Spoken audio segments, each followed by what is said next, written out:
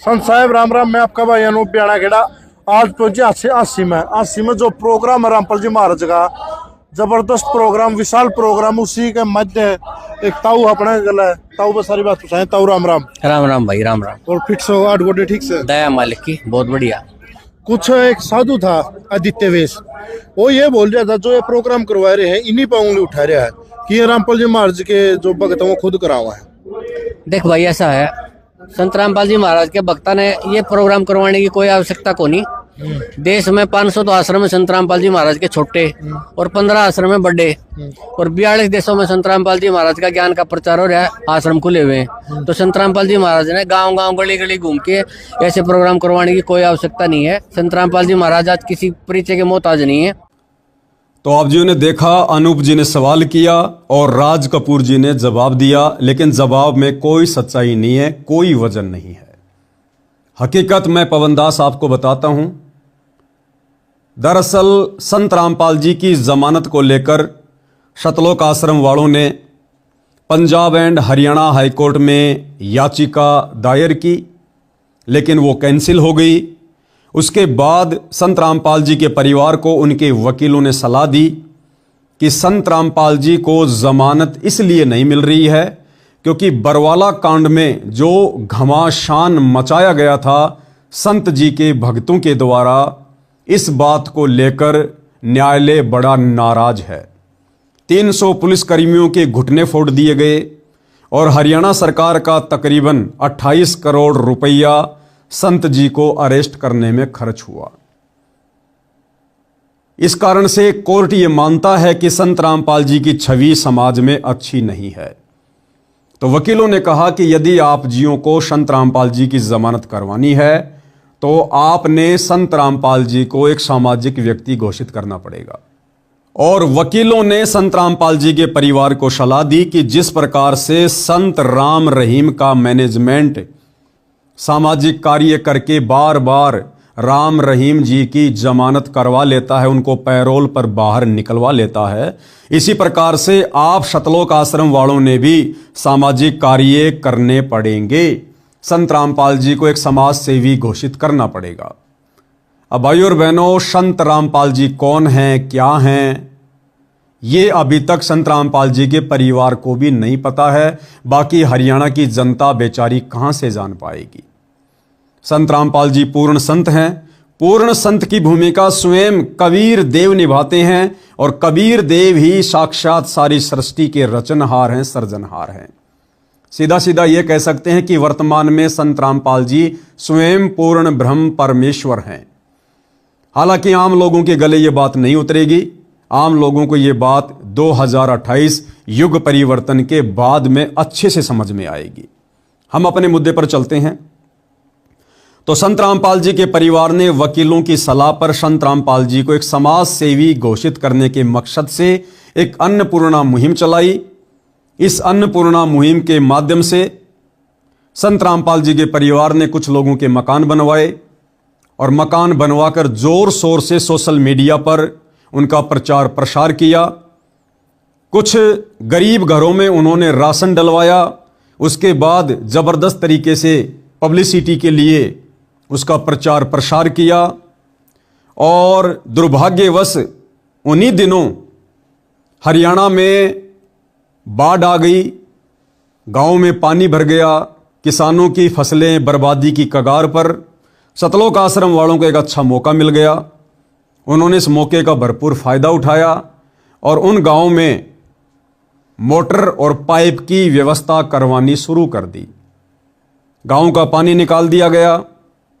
जहां जहां ये लोग मोटर पाइप लेकर जाते, जबरदस्त तरीके से वीडियो बनाते। कुछ एक पत्रकारों को इन्होंने अपने अंडर में कर लिया। उनको खर्चा पानी देकर उन लोगों के माध्यम से भी उन गांवों में उनको ले जाकर और इस प्रकार से अपनी पब्लिसिटी करवानी शुरू कर दी। उसके बाद सतलोक आश्रम कमेटी ने सोचा कि अब क्या किया जाए। तो जिन गांवों का पानी निकाला गया था और उन गांवों में जो संत रामपाल जी के फॉलोवर थे, उन भक्तों के माध्यम से गांव वालों के जहन में एक बात डाली गई कि देखो जी, सरकार ने भी आप लोगों की कोई मदद नहीं की, लेकिन संत रामपाल जी ने आपके गांव में मोटर भेजी, पाइप भेजा। तो क्यों ना आप जी संत रामपाल जी को सम्मानित करने का मानस बनाइए। साथ में सतलोक आश्रम कमेटी ने गांव वालों को यह भी यकीन दिलाया कि आप लोगों का किसी प्रकार का कोई खर्चा इन मान सम्मान के कार्यक्रमों में नहीं होगा। जो भी खर्चा होगा हम सतलोक आश्रम वाले खुद ही वहन करेंगे। यहां तक कि आप गांव वालों को कार्यक्रम स्थल पर लाने ले जाने का खर्चा भी हम सतलोक आश्रम वाले करेंगे। तो गांव वालों को भला फिर क्या प्रॉब्लम, क्या दिक्कत मान सम्मान के कार्यक्रम में आकर बैठने में।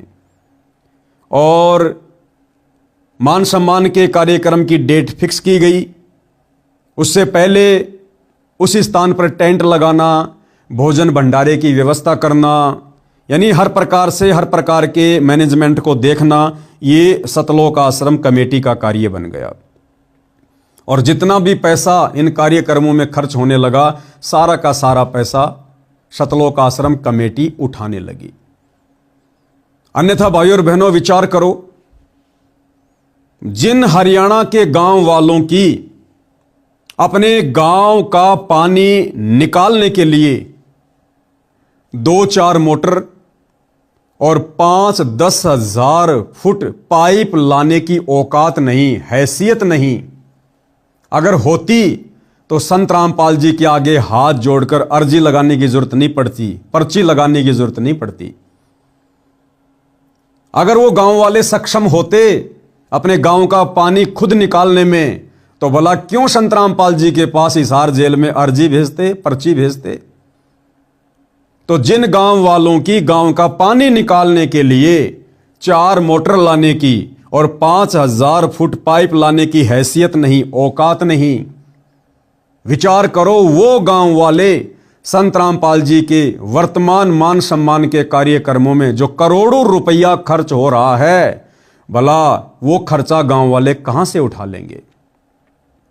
तो ये सारा का सारा जो खर्चा है, ये संत रामपाल जी के परिवार के द्वारा, संत रामपाल जी की लाखों की संख्या में जो संगत है, उसके दान धर्म से किया जा रहा है। इसमें गांव वालों का किसी प्रकार का कोई रोल नहीं है। गांव वालों का 1 रुपया भी इन मान सम्मान के कार्यक्रमों में नहीं लग रहा है। दूसरी बात, ये जो प्रवक्ता है राज कपूर, जो पत्रकार के सवाल का जवाब देते हुए कह रहा है कि संत रामपाल जी को इस प्रकार से मान सम्मान करवाने की कोई जरूरत नहीं है। संत रामपाल जी के तो देश विदेश में 500 नामदान केंद्र हैं, यानी छोटे आश्रम हैं, और 15 संत रामपाल जी के बड़े बड़े आश्रम हैं। भाइयों और बहनों, संत रामपाल जी के ना ही तो देश विदेश में 500 छोटे आश्रम हैं और ना ही संत रामपाल जी के देश विदेश में 15 बड़े बड़े आश्रम हैं। 2014 बरवाला कांड के बाद देश भर में जो छोटे छोटे 500 नाम दीक्षा केंद्र और जो बड़े बड़े 15 आश्रम खोले गए हैं, ये संत रामपाल जी के परिवार के द्वारा अपने धार्मिक धंधे को बनाए रखने के लिए और अपनी राजनीतिक रोटियां सेकने के मकसद से बनाए गए हैं। संत रामपाल जी का हिसार जेल से नाम दीक्षा केंद्र खोलने का या कोई भी आश्रम खोलने का किसी प्रकार का कोई भी आदेश नहीं है। संत के आदेश उनके प्रवचनों से पता चलते हैं। संत रामपाल जी जगह जगह आश्रम खोलने की व्यवस्था के पक्ष में नहीं थे और ना आज वर्तमान में है। सन 2004 का संत रामपाल जी का आपको एक छोटा सा सत्संग सुना देता हूं, क्योंकि जो परम संत होता है उसकी बातें कभी भी दोगली नहीं होती हैं। संत वचन पलटे नहीं, चाहे पलट जाए ब्रह्मांड। तो 2004 में संत रामपाल जी ने अपनी संगत में, अपने प्रवचन में, अन्य धर्म गुरुओं के द्वारा जो जगह जगह आश्रम खोल दिए गए हैं धार्मिक धंधे के लिए, लोगों को मूर्ख बनाए रखने के लिए, संत रामपाल जी ने तो उन संतों का भी विरोध किया और स्पष्ट रूप से कहा कि वो काहे के संत, काहे के मार्गदर्शक, जिनके एक एक शहर में 25-25 आश्रम बने हुए हैं। और संत रामपाल जी ने संत की परिभाषा को समझाते हुए बताया कि संत वो होता है जो केवल एक आश्रम बनाकर रहे और उसी आश्रम में प्यार प्रेम से रहे, अपने प्रवचन करे। और जो जगह जगह आश्रम खोलता है, संत रामपाल जी ने उसको संत भी नहीं बताया।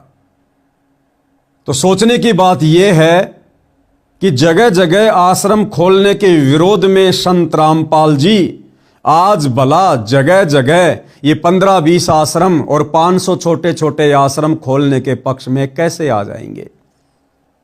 तो भाइयों और बहनों, एक छोटा सा सत्संग संत रामपाल जी के मुख कमल से आपको सुना देता हूं, उसके बाद फिर हम आगे बात करेंगे। सुनिएगा।